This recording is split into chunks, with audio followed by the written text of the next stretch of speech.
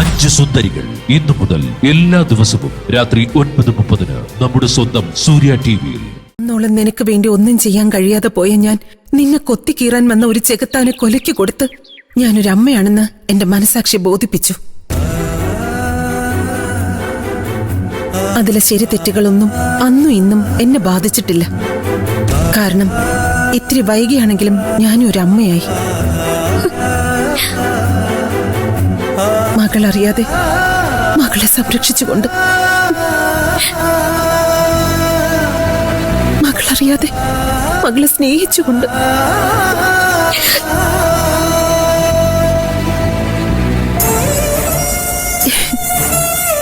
നിന്നെ ജയിപ്പിക്കാൻ വേണ്ടിയാ അമ്മ ഈ കളിയൊക്കെ കളിച്ചത്. പക്ഷെ നീ എന്നെ തോൽപ്പിച്ച് കളഞ്ഞു. ഒരു വട്ടമല്ല, 2 വട്ടം. ആദ്യം അവന്റെ കുഞ്ഞ് നിന്റെ വയറ്റിലുണ്ടെന്ന് ഞെട്ടിക്കുന്ന യാഥാർത്ഥ്യം വൈകി അറിയിപ്പിച്ചുകൊണ്ട്.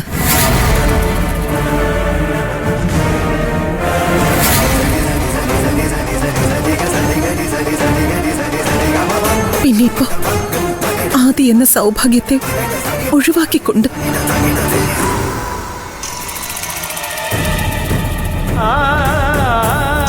എന്നാലും അമ്മ തോൽവി സമ്മതിച്ചിട്ടില്ല കേട്ടോ.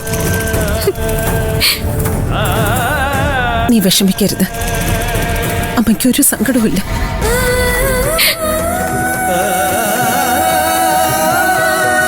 അമ്മ ആത്മാഭിമാനത്തോടെയാ പോകുന്നത്. എന്ത് ശിക്ഷ കിട്ടിയാലും അത് ശിക്ഷയായിട്ടല്ല, എന്റെ മാതൃത്വത്തിന് കിട്ടുന്ന സമ്മാനമായിട്ടായിരിക്കും ഞാൻ കരുതുക. ആർക്ക് മനസ്സിലായില്ലെങ്കിലും അമ്മയ്ക്കെന്നെ മനസ്സിലാകുമെന്ന എന്റെ വിശ്വാസം. ചോദിക്കാൻ പാടുണ്ടോന്ന് അറിയില്ല. എന്റെ മകള് തെറ്റുകാരിയാ. അത് മറച്ചു വെച്ച ഞാൻ അതിലും വലിയ തെറ്റുകാരിയാ. കണ്ടതും കേട്ടതും എല്ലാം അയോഗ്യതകൾ മാത്രമാണെന്ന് എനിക്കറിയാം. എന്നെ പോലെ എന്റെ മകളും ഭാഗ്യം കെട്ടവളാ.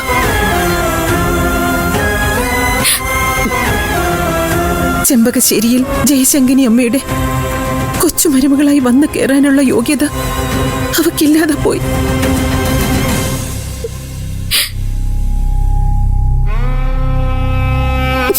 പോട്ടെ.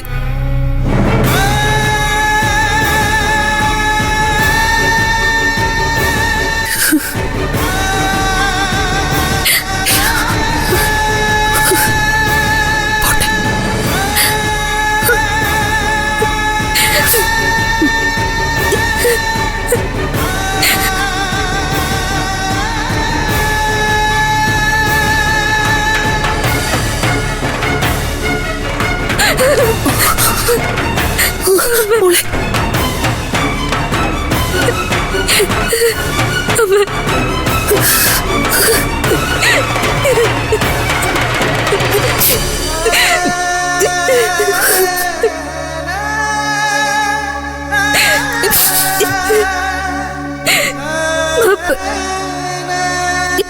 മാപ്പ് പറയേണ്ടത് ഞാനല്ലേ? നിന്നെ മനസ്സിലാക്കാൻ കഴിയാതെ പോയതിന്, സ്വയം മനസ്സിലാക്കാൻ കഴിയാതെ പോയതിന്.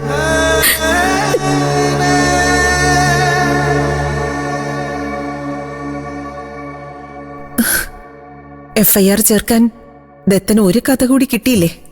ആ കഥ എനിക്ക് നേരത്തെ അറിയായിരുന്നു. മനഃപൂർവ്വം അത് ഞാൻ ഒഴിവാക്കിയതാ.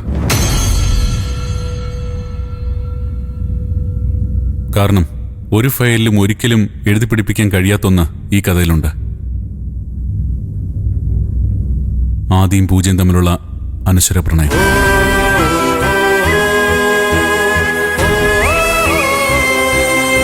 അതിനോളം വരില്ല മറ്റൊന്നും. പൂജ അറിഞ്ഞുകൊണ്ട് ഒരു തെറ്റും ചെയ്തിട്ടില്ല. അവൻ ചതിച്ചതല്ലേ, അതിനുള്ള ശിക്ഷ അവന് കിട്ടുകയും ചെയ്തു.